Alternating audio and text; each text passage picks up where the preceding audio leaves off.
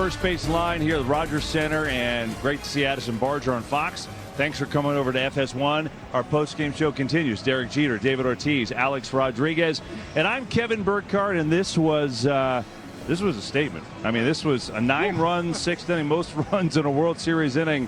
That was something else. Well, we said it. I mean, you know, the country of Canada has known how great this team is, how feisty, how gritty they are.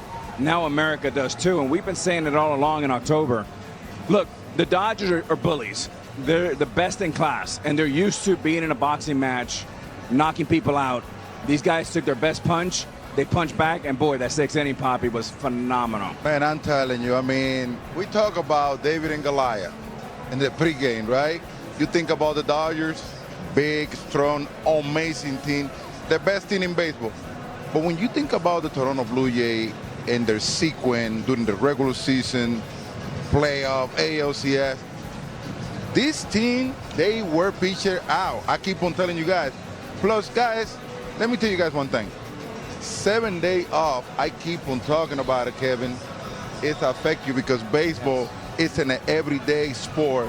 And when you look at the Dodgers swinging the bat tonight, it seems like they were a little off. Great point. Well, you know, look, the Dodgers pitching staff has been magnificent up until this point in the playoffs. But we talked about how this is a different team than the other two teams that they faced. I understand the story is going to be the 9-run inning that they had, but even if they did not have that 9-run inning, they wear you down. They wear you down. Snell threw what, 20-something? 30 in the first pitch. In the first inning, yeah. right? It's just over and over. They're on base. They're putting the ball in play. They wear you down. There's always traffic on the base paths, and for them, you never know who's going to beat you. Anyone in that lineup can beat you. You know, Vlad had a couple hits, but he didn't hit a big home run, driving a bunch of runs.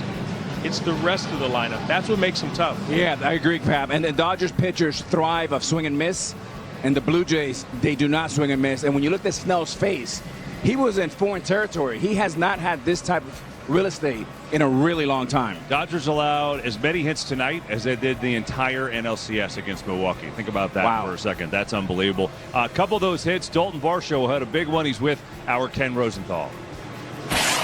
Thanks, Dalton. All right, Ken, appreciate it. Dalton, thanks so much. There you go. Most runs per game in a single postseason. The Blue Jays are approaching that mark. 6.8 right now, and they are bludgeoning really, really good pitchers. You know, to your point, we talked about this so much on the break. Look at this. Poppy. Dodgers lose. Oh, my God. Not so fast.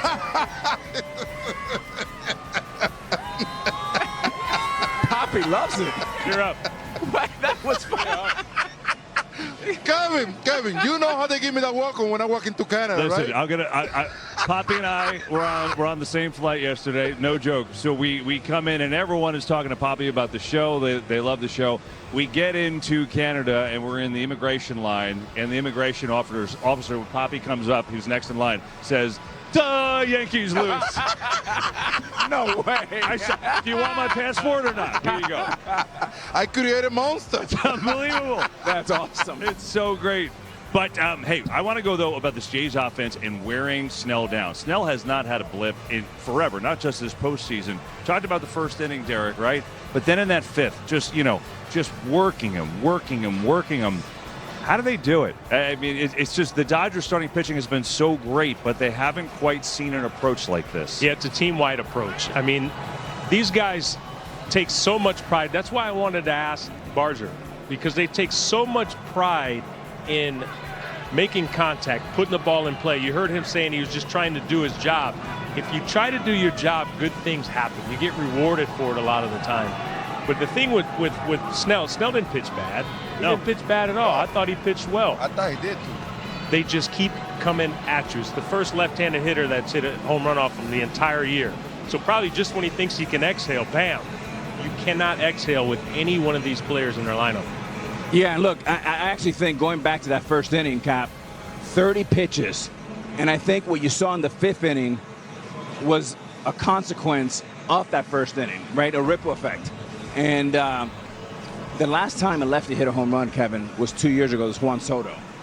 And again, when you work, then you get the big bang. But it's not just a home run. It's everything that happens before, and that's why these guys kill you. death by 1,000 cuts. This Blue Jays team is like a group of bees when you wake them up. Yeah. You know, they attack you and wear you out and make you tired. Like, Snell haven't anything like that during the whole playoff.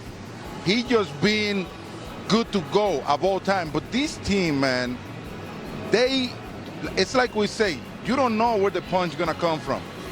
They wear you out. They like to create traffic on the bases so they can take your focus away. And that's exactly what they did with Snell. And on top of it, he pitched really good tonight. Yeah. That's what I think. Papa, you know this, and Derek, you know this as well. Pitching batter is like a chess match. It's a warfare. The face that jumped off me, the stuff was great for Snell, and he was maybe a little rusty, whatever.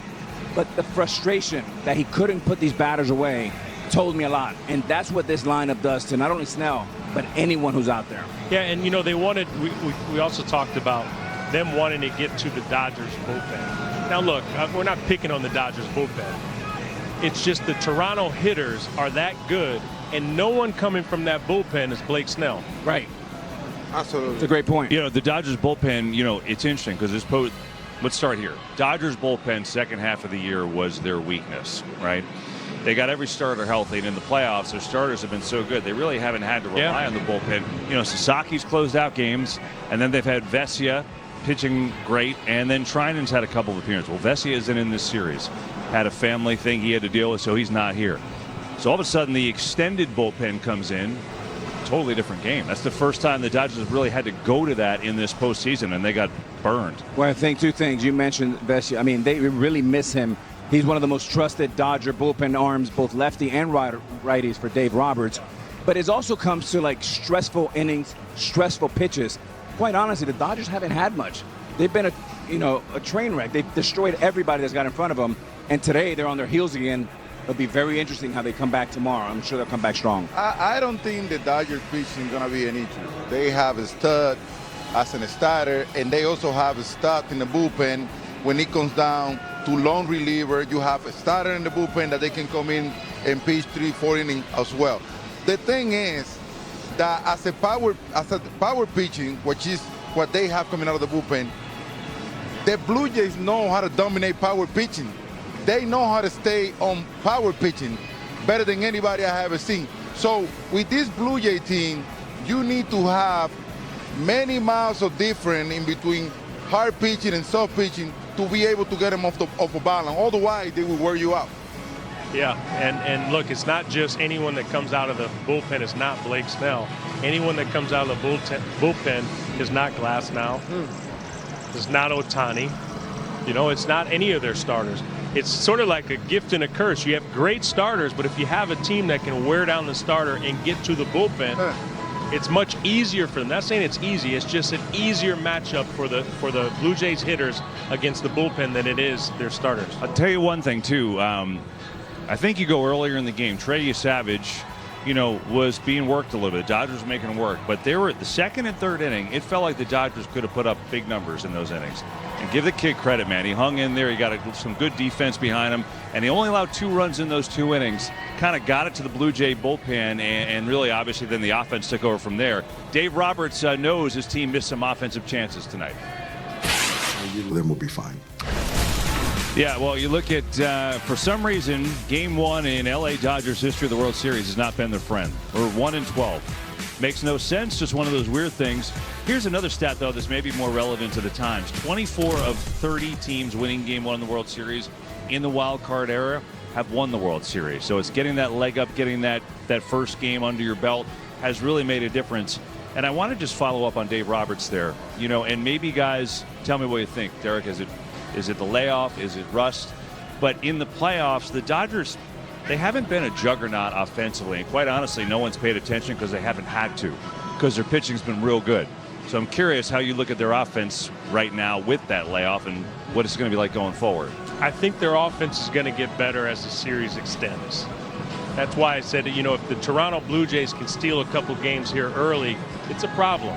You know, now for the first time, pressure's on the Los Angeles Dodgers for the first time this postseason. Tomorrow night is a must-win for the Los Angeles Dodgers. You do not want to go down to a team like this having to win 4 out of 5 and 2 in this stadium. You know, so the pressure's on them. pitching staff has been so great, they haven't had to hit. They're going to have to hit when they're playing the Toronto Blue Jays. I absolutely agree with you that their offense is going to get better. The problem is how long it's going to take them to get to that point. Because I always say this, baseball is an everyday sport where you have to execute and have your adrenaline going at all time, especially during the playoff and short series. Tonight, the offense that we saw from the Dodgers is not the offense that we are used to. And to your point, Kevin, you're right. They haven't been the one team that kills you offensively. They have been able to score enough runs to win because of their pitching staff that have been great, but they haven't killed the opposition like, for example, like the Blue Jays did against them tonight. Yeah, look, the Dodgers, the way they beat the Phillies and the Brewers is really with great pitching, not too much hitting, to your point. The toughest thing to do is hit in October. And what's even tougher is when your back is up against the wall. And quite honestly, the Dodgers don't have a lot of experience there because they're that good. They're that dominant.